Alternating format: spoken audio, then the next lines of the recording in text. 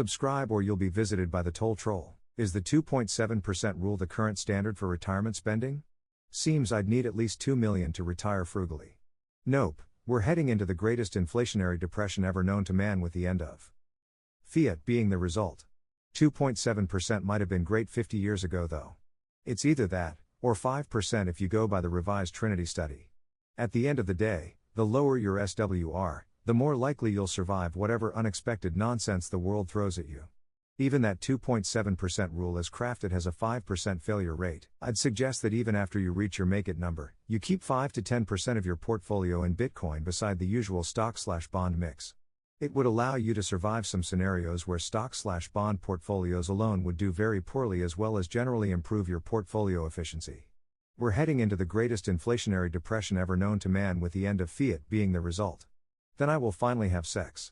This friggin' rule keeps going lower. At first it was 4%. Then 3.5%. Then 3%. Now this Fragart says 2.7%. Only inflation goes up, so you need a bigger amount to retire, but you have to take out less money to keep the principal. You need like 5 million now to live off 2.7% withdrawals. F this scam.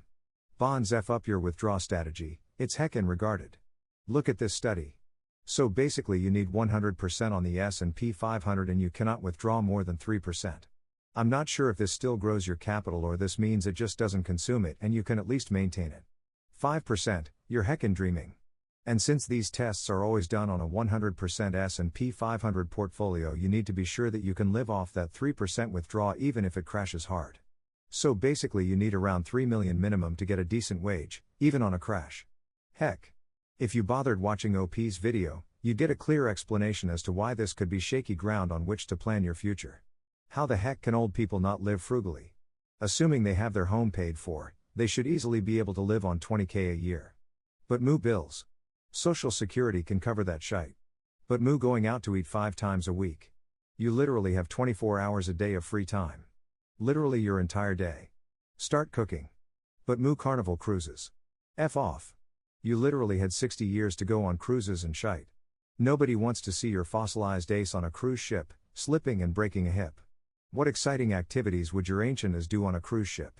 You'd sit by the pool in a lawn chair? You can do that at the community pool. Then I better start raking up my game time on Blocklords. Nah. Heck. I mean, not that I plan to get rich playing Web3 games, but, as long as I don't have to wagey. Until that one coin that makes me a 1000x on all my savings. I want to see a case of withdrawing 4% of your investment a year and losing it all. Maybe if you insist on pulling a fixed amount each year you can lose it all, but with 4% of your total I want to see it.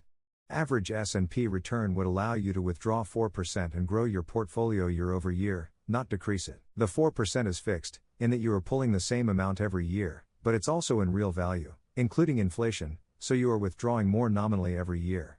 That's why it can fail even if the long-term average is higher. Yeah, bonds are for spending down your balance until you expect to die or fall back on Social Security or living with family. If you have a 20-plus year time horizon, then bonds are just kicking your risk down the road, because anything you hold in bonds is not making enough yield, it's just bleeding value, so you have to eventually convert it to stocks, and when you do, you have the exact same risk of stocks tanking as you did if you just held stocks to begin with. The only other use for bonds is marking timing/trading. Hold bonds as stocks drop, then buy low, obviously a lot easier said than done. Oh wait, I forgot the boomers that still insist on paying $200 a month for cable, despite it dying faster than they are. Or unlimited cell phone data just in case, even though they barely know how to download an app. Or home improvements on their 80-year-old house they haven't fixed up in decades. Just summarize the video. I'm not waiting to have enough money to live off 2.7% withdrawals. I will withdraw 4% and kill myself if the money runs out. I've been retired since 2016. First year I had 100k net worth, spent half of it and invested the rest in crypto. This year I started with 3 million net worth and will still spend 50k. When you're willing to take risks, you don't need all these rules for overly anxious old people. I have 400k, I could have 3 mil if I went all in on Mr. as I was intending to but got pushed out.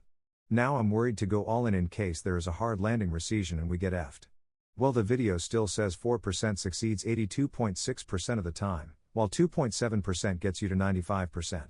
But following the 4% rule to a T, even you get roped in early sequence of returns would be regarded. You should either go back to work to avoid selling assets low, Or have ways to slashing spending. Agree. The problem is, as the video mentions but I think misunderstands, is there certain risk that you cannot avoid no matter what. Like global financial collapse, nuclear war, etc.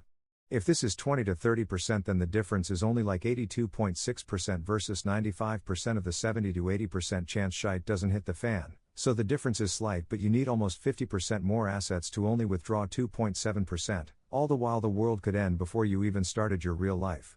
I think it would be regarded to wait until you have 50% more assets instead of just punching out around 4% and living life while you can. Then if you get unlucky and retired at the peak of the equivalent of the dot-com bubble, just get a job again for a few years. This makes a lot of sense. Is there a number you generally think one should hit to retire in a first world country? Assuming you retire late 20s/early 30s. At least enough to quit a career and simply focus on investments. Pick Related suggests most would be set at 3 to 4 million. I know some others would blow past the mark, no question about it, with 10 mil. Why do you need to keep the principal? If I was going to retire off of 1 mil, and am spending 30k a year, at 2% return I'm losing 10k a month and the hole is growing slightly every year. I'll be dead a long time before I ever run out of money. It's not like I'm suddenly poor if I only have 900k left around 9 years later. Depends how much you want, how good your job is, and how much you hate waging. Like if you hit 3 to 4 mil from good investing, but your job sucks and you make less than 6 figures, quit that crap, it's pointless. But if you make good money and it's not soul crushing, it probably makes sense just to grind it out while you can. You could even just coast or slack off and wait for them to lay you off with severance. That face when you could have retired with Biao if you bought at the right time. The pain.